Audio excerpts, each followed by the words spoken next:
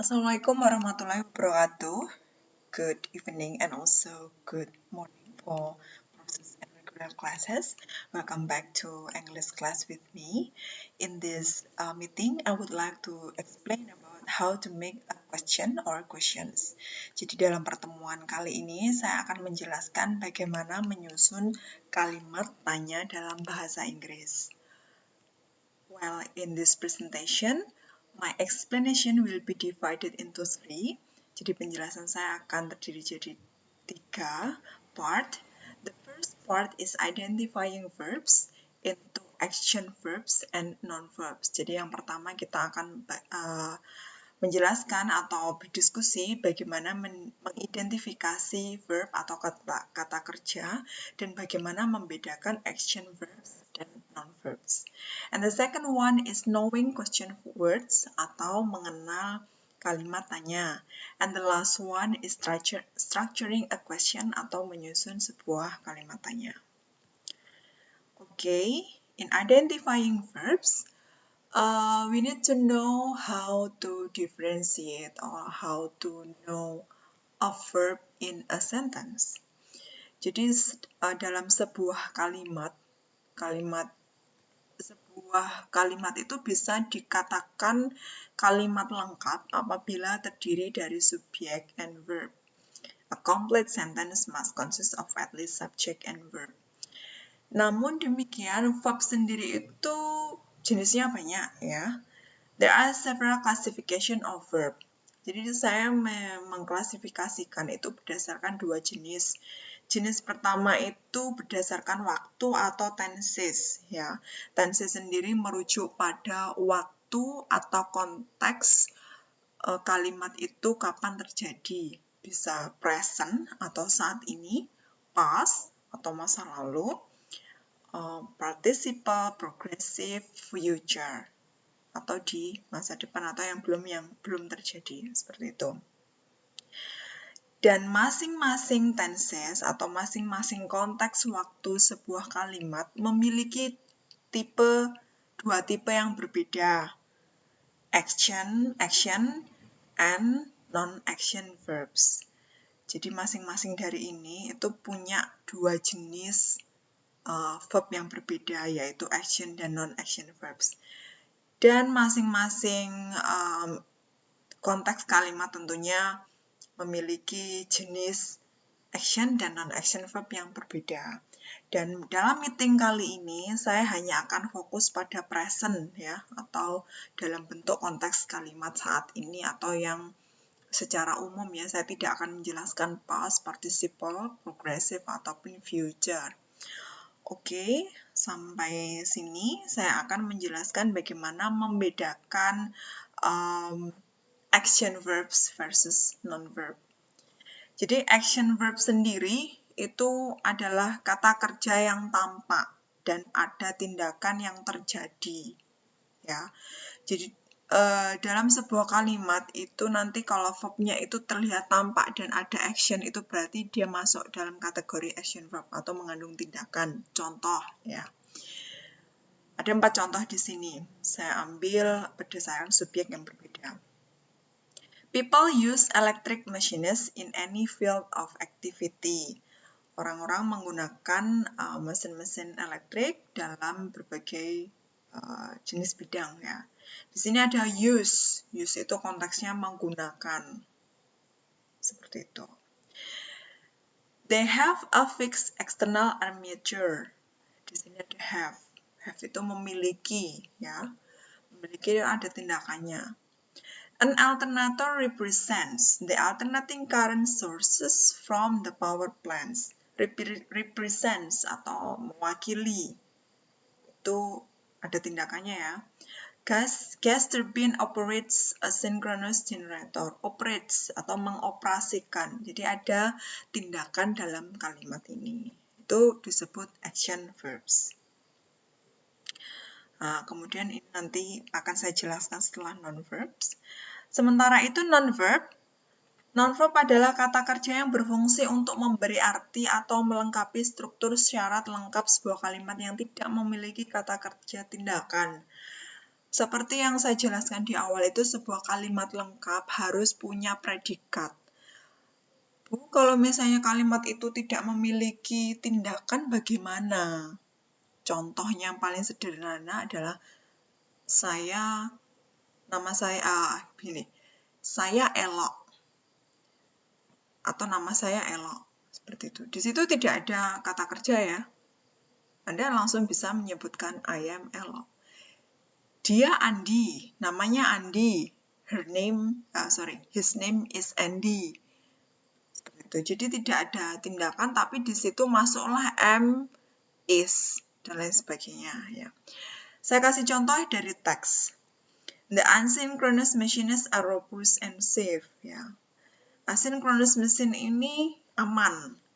Dia memiliki kata sifat aman, tapi dia tidak memiliki tindakan aman karena aman sendiri itu bukan merupakan kata kerja tapi dia kata sifat. Kemudian masuklah karena harus ada predikat, dia wajib memiliki predikat, namun predikat sendiri bukan berasal dari action verbs. Asalnya dari non-verb. Di sini non-verbnya adalah are. Kemudian contoh berikutnya, carbon capture is the process of capturing waste carbon dioxide atau CO2. Carbon capture adalah proses dalam mengkondensasi karbon dioksida ya. Karena di sini tidak memiliki kata kerja ya, jadi adalah proses.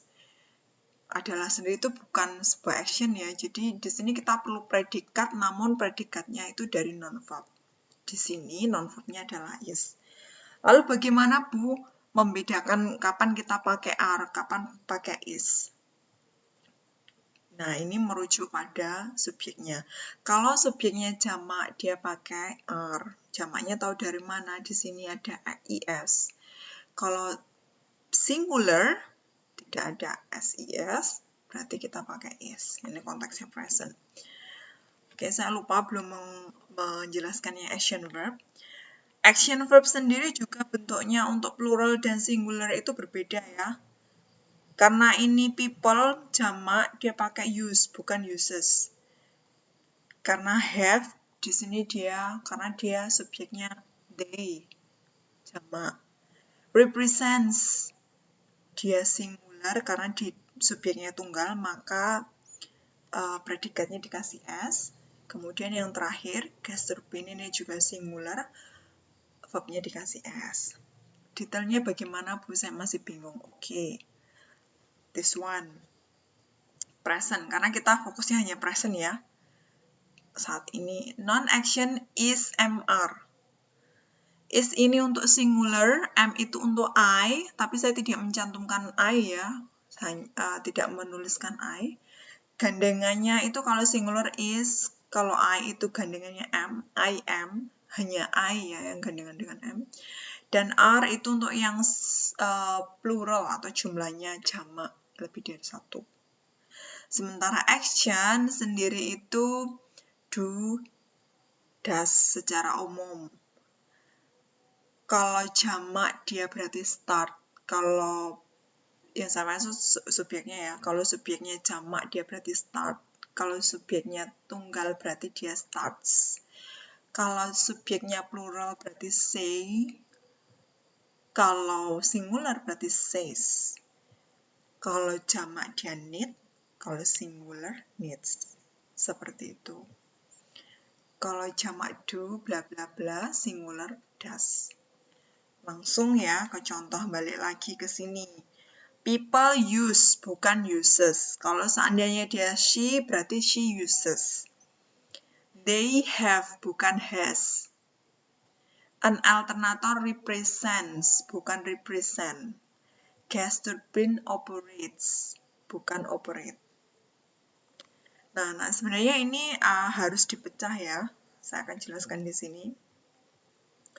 Use di sini itu berasal dari do ditambah use. Namun do di sini tidak perlu dikelihatkan ya.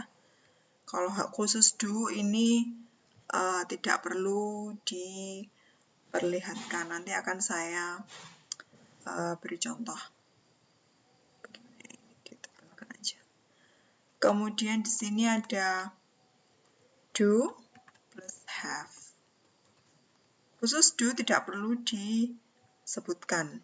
Nah, di sini ada does plus represent. Bentuk aslinya ya. Di sini does, represent, jadinya represents. Kemudian di sini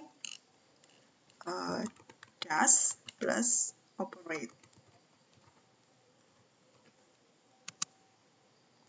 Jadinya operates. Kenapa Bu akan dipisah kayak gini?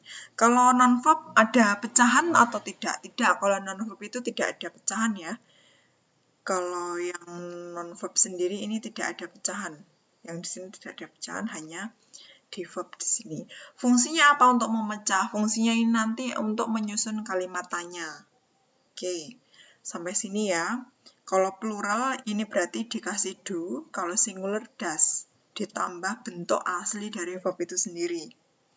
Ini untuk membuat kata tanya. Oke, berikutnya adalah knowing question words, yaitu mengenal kata tanya. Pasti semua sudah tahu jenisnya kata tanya adalah what, where, when, why, who, how. Apa, di mana, kapan, mengapa, siapa, bagaimana. Kita harus tahu question words, jenis question word yang harus digunakan berdasarkan jawaban atau maksud yang diinginkan. Oke, kalau masih bingung, kita lanjut lagi. Structuring a question. Nah, seperti ini saya akan jelaskan. Di sini, karena di sini tadi adalah do plus use ya. Kemudian di sini ada do, have. Kemudian di sini ada does. Nanti fungsinya akan terlihat.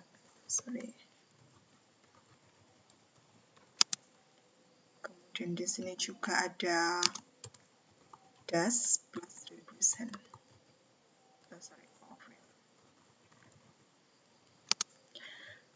Oke. People use electric machines in any field of activity. Yang saya garis bawahi merupakan jawaban. Saya pengen buat pertanyaan yang jawabannya itu yang digaris bawahi ini. Gimana nyusunnya? Karena di sini in any field berarti merujuk pada tempat atau area. Ya. Kalau area kata tanya yang tepat adalah where. Setelah susunan kata tanya kita ketik where, kita masukkan do di sini. Setelah kata tanya kita masukkan thread di sini, do. Kemudian subjek dulu, baru verb yang asli yang kedua ini diketik di sini. Sisanya adalah kalimat yang bla bla bla setelahnya sampai sebelum jawaban. Jadi jawabannya jangan ditulis kembali di kalimatannya. Where do people use electric machines? Saya kasih contoh ya. Begini. Karena ini merujuk pada area, kita ketik where. Kemudian di sini ada dua. Kita ketik yang pertama do. Subjek dulu people. Kemudian use. Dan sisanya electric machines. Kata tanya. Seperti itu. Ya.